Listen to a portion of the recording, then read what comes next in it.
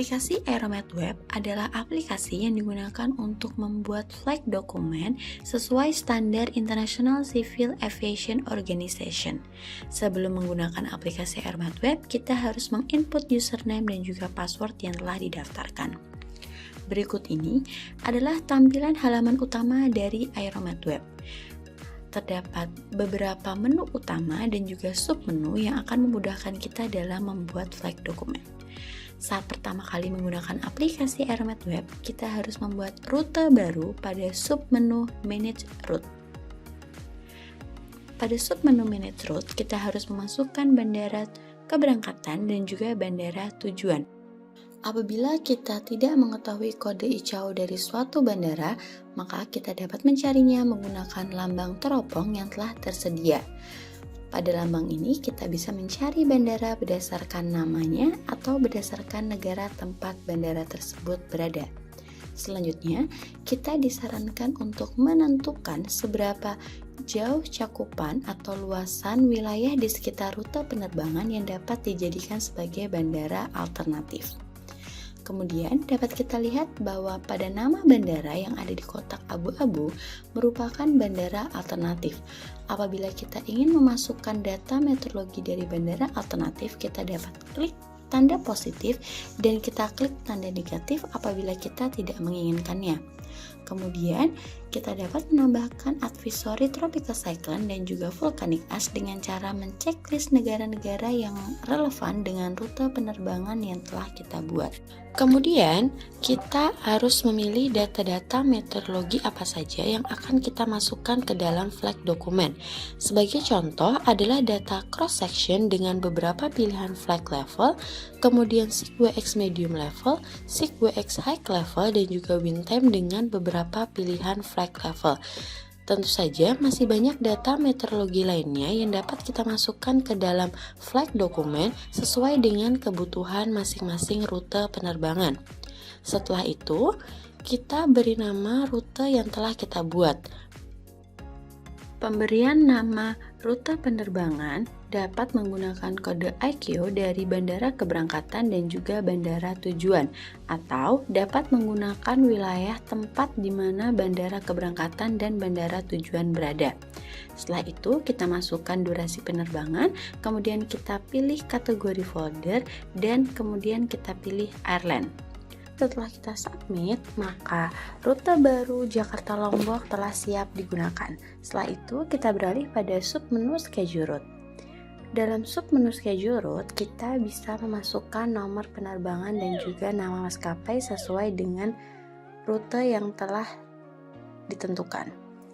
Setelah memasukkan nomor penerbangan dan juga nama maskapai, kita akan input tanggal keberangkatan dari maskapai tersebut. Apabila maskapai ini memiliki rute penerbangan secara rutin, maka kita dapat membuat jadwal penerbangan selama 6 bulan atau 1 tahun. Setelah itu, kita memilih hari keberangkatan dari maskapai tersebut. Apakah dia berangkat dari Jakarta Lombok setiap hari atau hanya pada hari-hari tertentu saja.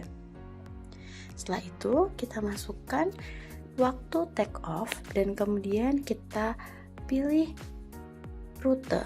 Apakah kita ingin mendisplay rute atau kita tidak ingin mendisplay rute pada peta penerbangan yang akan kita tampilkan pada flight dokumen. Setelah itu, kita pilih waktu ketersediaan flight dock. Apakah 1 jam sebelum take off atau 2 jam sebelum take off. Setelah itu, kita masukkan signature atau tanda tangan dari forecaster on duty. Maka flight dock akan tersedia dan kita dapat memonitornya pada submenu flight timetable. Ini adalah tampilan dari submenu flight timetable, di mana pada submenu flight timetable kita dapat memonitoring manakah flight dokumen yang sudah tersedia, flight dokumen yang masih dalam proses pembuatan, dan juga flight dokumen yang sudah terkirim secara otomatis ke email masing-masing maskapai. Kita dapat melihat pada gambar amplop yang dicentang dengan checklist hijau menandakan bahwa flight dokumen telah terkirim ke email masing-masing maskapai. Submenu selanjutnya adalah Express Flag Folder.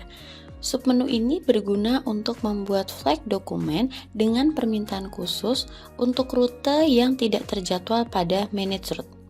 Pada dasarnya, pembuatan Express Flag Folder sama seperti pembuatan rute pada Manage Route, hanya berbeda pada bagian akhirnya saja. Dan pada bagian Express Flag Folder, kita dapat menginput kembali data-data meteorologi apa saja yang ingin kita masukkan ke dalam flag dokumen. Pada bagian akhir, kita harus memasukkan tanda tangan dari forecaster on duty dan juga waktu take off dari pesawat yang akan menggunakan rute tersebut. Kemudian kita harus mengisi durasi penerbangan dan juga nama airline yang akan menggunakan rute tersebut.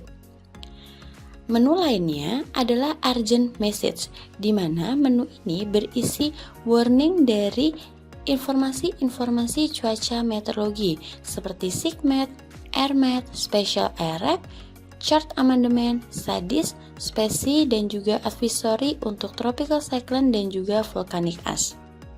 Warning dari berbagai informasi cuaca ini tentu saja memudahkan kita dalam memonitoring dan meningkatkan kewaspadaan terhadap adanya gangguan saat penerbangan.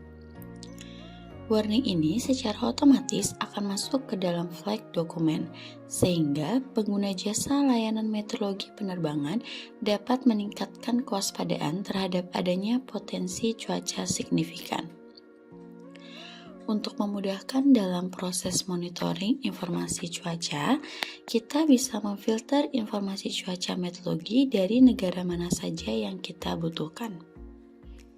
Berikut ini adalah contoh informasi cuaca SADIS dari berbagai negara.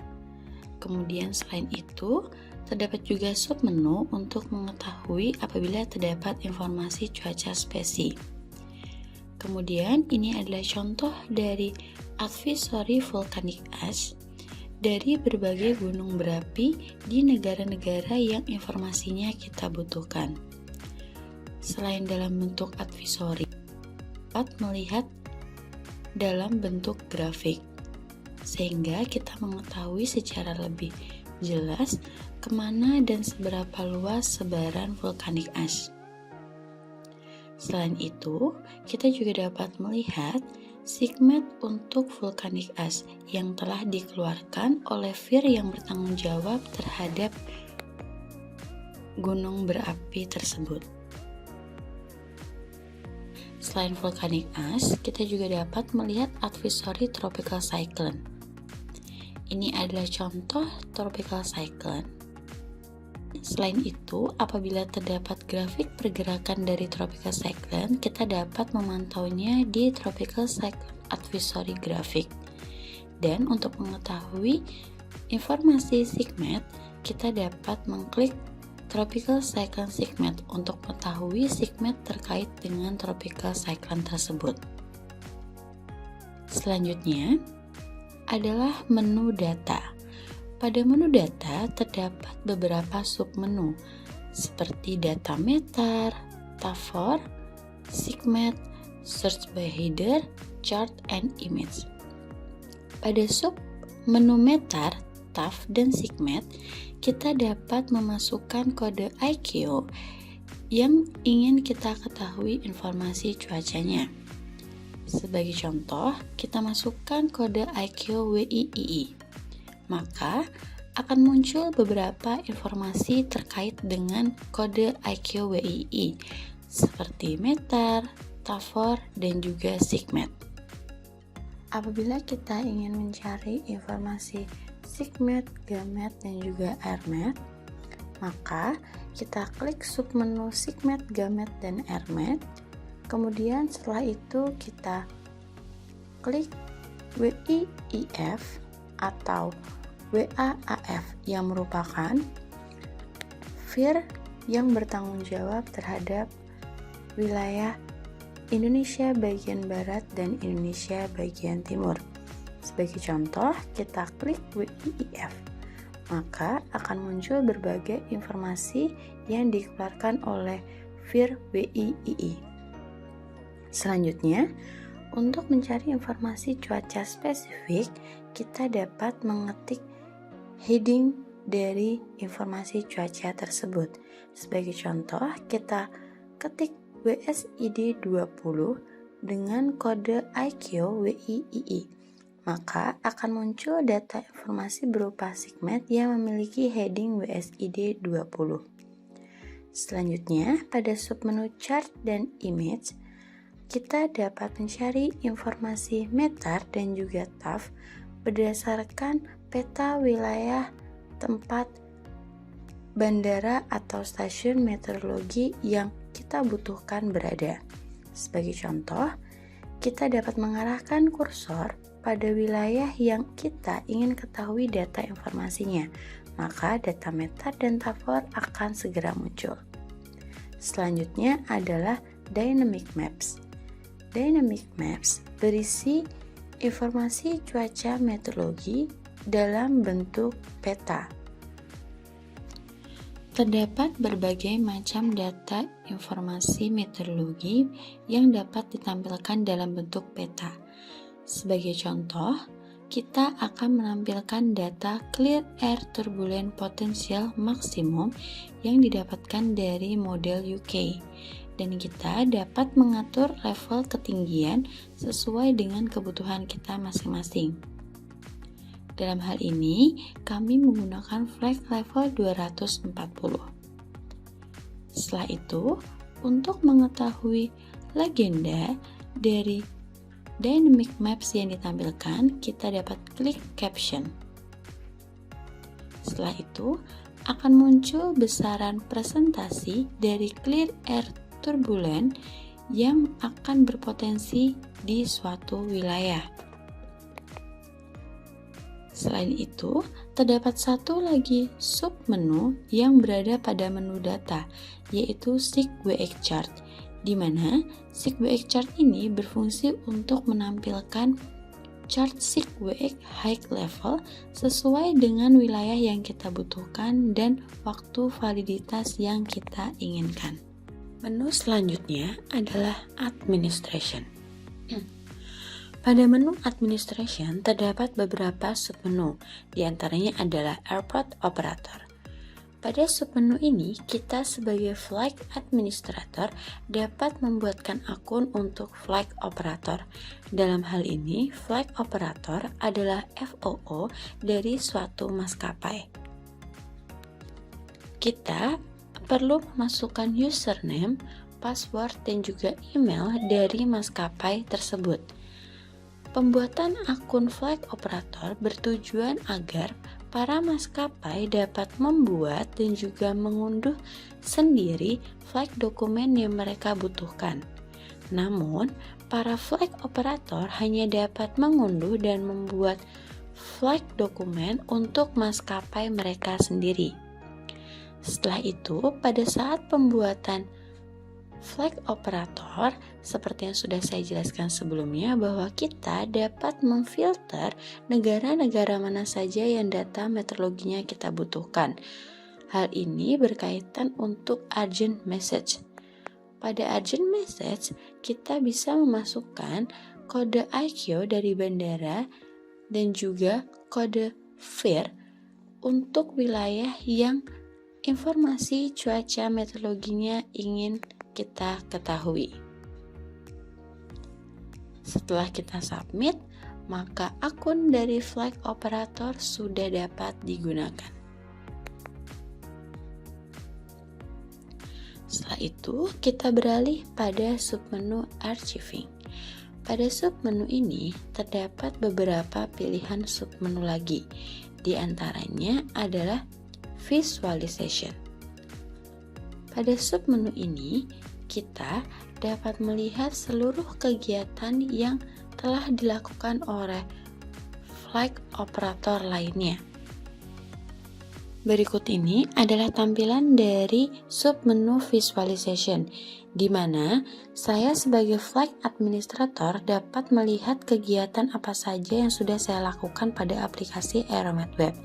Tidak hanya flight administrator, saya juga dapat melihat kegiatan apa saja yang dilakukan oleh flight operator lainnya. Kemudian, beralih pada submenu history. Submenu history berfungsi untuk mengetahui data apa saja dan berapa banyak data yang telah flight administrator berikan dan diterima oleh masing-masing maskapai. Data-data ini dapat kita unduh dengan format CSV sehingga dapat kita olah lebih lanjut. Berikutnya adalah submenu statistik. Pada submenu ini, kita dapat melihat jumlah flag dokumen yang telah flag administrator buat dan telah diterima baik secara keseluruhan maupun masing-masing maskapai. Kita juga dapat mengunduhnya dalam format CSV. Kemudian, submenu signature management. Pada submenu ini, kita dapat menginput signature baru dari forecaster on duty atau menghapus signature yang sudah tidak digunakan. Kemudian submenu lainnya adalah domain binding. Domain binding adalah submenu yang digunakan untuk membuat domain baru yang belum tersedia sebelumnya, seperti domain Indonesia. Menu selanjutnya adalah airport import. Submenu ini berguna untuk menginput informasi mengenai suatu bandara, baik lokasinya maupun kode ICAO-nya. Baiklah, sekian yang dapat kami sampaikan. Semoga informasi ini dapat bermanfaat. Sekian dan terima kasih.